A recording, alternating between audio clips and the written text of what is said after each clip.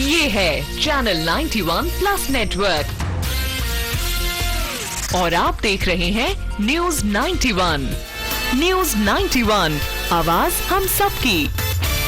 नमस्कार, मैं हूं ज्योति। आप देख रहे हैं news 91 Rajasthan. T time bulletin में आपका स्वागत है। प्रदेश और संभाग की ताजा तरीन खबरों के लिए हमारा चैनल सब्सक्राइब करें और बेल आइकन जरूर दबाएं। चलिए खबरों का सिलसिला शुरू करने से पहले नजर डालते हैं अब तक की टॉप हेडलाइंस पर। माइंस खनन के दौरान हुआ बड़ा हादसा, हैवी डंपर चालक सहित 2 की मौत, गुस्साए श्रमिकों ने किया प्रदर्शन। महिला द्वारा हनी ट्रैप में फंसाकर युवकों को ब्लैकमेल करने का आरोप, महिला से निजात दिलाने की गुहार लगाने एसपी के पास पहुंचे क्षेत्रवासी। और विकासशील भारत की अगली तस्वीर आई सामने, घाट पर मरीज को लेकर पथरीली राहों से गुजरने को मजबूर हैं लोग। राजसमंद जिले के रेलमगरा से स्थित एसके माइंस में बड़ा हादसा हुआ है। इस हादसे में 2 श्रमिकों की मौत हुई है। अंडरग्राउंड माइनिंग एरिया में एक जंबो डंपर गिरने से ये हादसा हुआ है। खदान में हुए इस हादसे के दौरान यूपी का रहने वाला एक डंपर चालक और एक हेल्पर की मौत हो गई है। हादसे के बाद बड़ी संख्या में एकत्रित मजदूरों ने इस हादसे के जिम्मेदारों के खिलाफ कार्रवाई करने और मृतकों को उचित मुआवजा और उनके आश्रितों को नौकरी दिए जाने की मांग की है। राजसमंद जिले के रेलमगरा में स्थित एसके माइंस में खदान के अंदर हुए हादसे के दौरान एक डंपर चालक और एक हेल्पर की मौत होने से वहां काम कर रहे मजदूरों ने हंगामा करते हुए इस मामले की उच्च स्तरीय जांच करवाने और दोषियों के खिलाफ कड़ी कार्रवाई किए जाने की मांग की है। इस हादसे में जंबो डंपर के चालक उत्तर प्रदेश के रहने वाले मनीष और हेल्पर गंगास के रहने वाले राज बहादुर सिंह की मौत हुई है। हादसे के बाद दोनों मृतकों के शवों को मोर्चरी में रखवाया गया है। राजसमंद के दरीबा में हिंदुस्तान जिंक के एसके प्लांट में ये हादसा हुआ है। इसमें 2 व्यक्तियों की माइंस में दबने के चलते मौत होने की बात सामने आई है। घटना के बाद रेस्क्यू टीम द्वारा रेस्क्यू करते हुए दोनों शवों को बाहर निकालकर मोर्चरी में भिजवाया गया है। इस हादसे के बाद मजदूर और यूनियन माइंस के बाहर धरना प्रदर्शन करते हुए इस हादसे की निष्पक्ष जांच कराने, हादसे के जिम्मेदार दोषियों को कड़ी सजा देने और मृतकों के परिवार को मुआवजा और आश्रितों को सम्मानजनक नौकरी देने की मांग कर रहे हैं।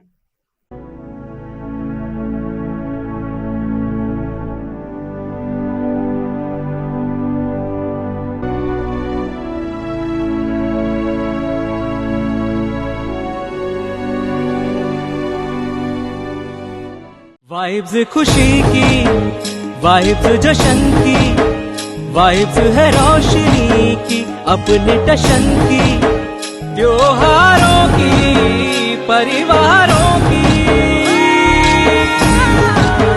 अरमानों की, बारातों की, वाइब्स है ये अपनों की, सिटी वाइब्स है ये,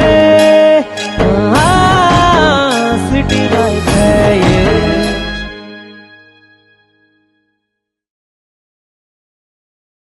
बाहर से गांव में आकर रह रही एक महिला पर हनी ट्रैप में लोगों को फंसाने की धमकी देकर उनसे मोटी रकम वसूलने का आरोप लगा है।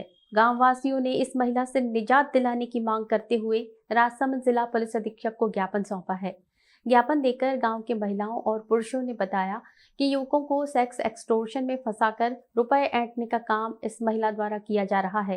राजसमंद के मेहंदुरिया गांव के महिला और पुरुषों ने प्रदर्शन करते हुए एसपी को ज्ञापन सौंपकर आरोपी महिला के खिलाफ कार्रवाई की मांग की है।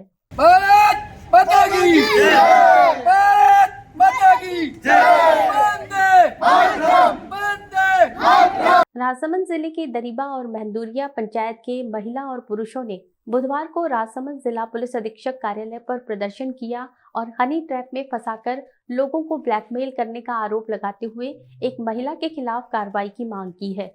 ज्ञापन में बताया गया कि आरोपी महिला हनी ट्रैप और सेक्स एक्सटॉर्शन में फंसाने के नए नए पैंतरे अपनाती है।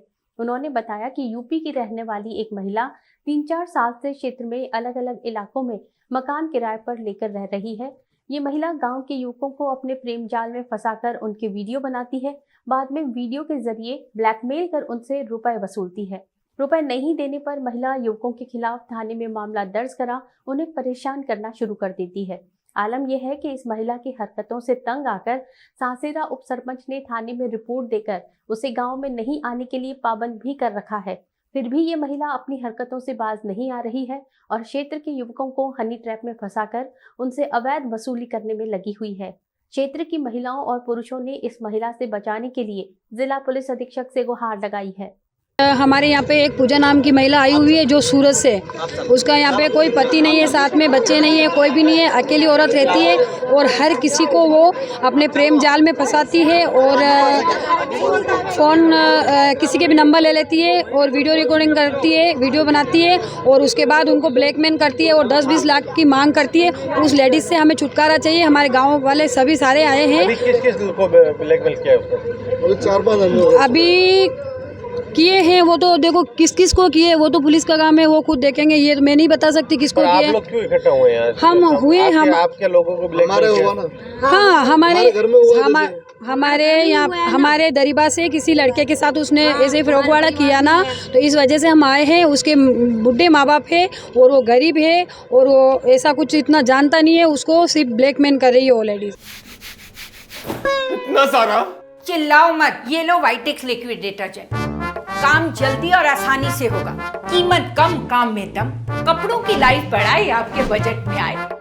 वाइटेक्स होम्स, क्लीन होम्स। राजसमंद जिले के आमेट में विश्व हिंदू परिषद के स्थापना दिवस पर हिस्सा लेने आए केंद्रीय मंत्री उमाशंकर ने कहा है कि वीएचपी द्वारा भारत में लगातार ईसाई और मुस्लिम धर्मांतरण को रोक लगाते हुए घर वापसी करवाई जाएगी।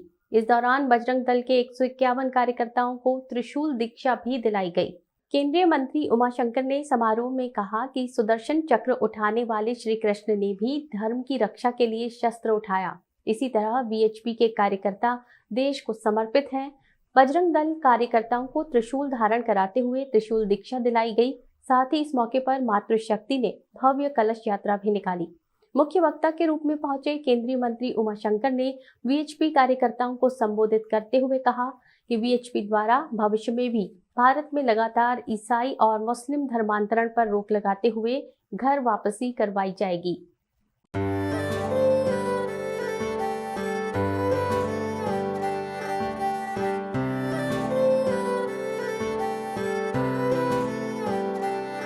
मारे आंगणे की तू है लाडली, मारे बगिया की तू है एक कली, मारे आंगणे की तू है लाडली, मारे बगिया की तू है एक कली, जद छोड़ के तू जाएगी हमें लाडो, याद तेरी घनी आएगी, मारे आंगणे की तू है लाडली, मारे बगिया की तू है एक कली। सोजतिया ज्वेलर्स, रिश्तों को नहीं दिलों को जोड़े। भारत देश को आजाद हुए 77 साल हो चुके हैं। हम विकासशील देशों की श्रेणी में खड़े हैं और भारत को एक विकसित राष्ट्र बनाने का सपना संजोए हुए हैं। मेट्रो सिटीज और बड़े शहरों में भले चकाचौंध दिखाई देती हो, लेकिन हमारे देश के अनेक इलाके ऐसे हैं जहां रहने वाले ग्रामीण और आदिवासी आज भी मूलभूत सुविधाओं से पूरी तरह वंचित हैं। मामला बांसवाड़ा संभाग का है। पहाड़ के नीचे गांव में 200 परिवारों की जिंदगियां पत्थरों के बीच फंसी है। इनकी परेशानियों को कोई देखने वाला नहीं है। भारत को महाशक्ति बनाने और 5 ट्रिलियन की इकोनॉमी वाला देश बनाने की बात करने वाले नेताओं को ये नज़ारा जरूर देखना चाहिए और उससे देखने के बाद ये तय करना चाहिए कि हमें विकास की गाथा कहाँ से शुरू करनी चाहिए। विकासशील देश बनाने के दावों के उलट इसकी जमीनी हकीकत हमें झकझोर देने वाली है।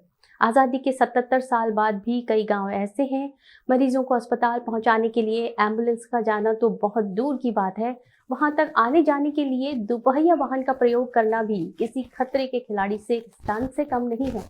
यहाँ रहने वाले लोग आज भी मरीज को खाट पर लेकर गांव से सड़क तक का सफर तय करते हैं।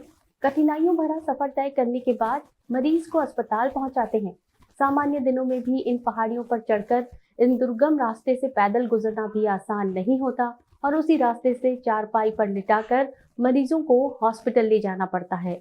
ये नज़ारा बांसवाड़ा संभाग के घाटोल विधानसभा में आने वाले पीपलखूंट इलाके के खोरापाड़ा गांव का है, जहां सुविधाओं के अभाव और लाचारी को दर्शाता ये मंजर अक्सर देखने को मिल जाता है।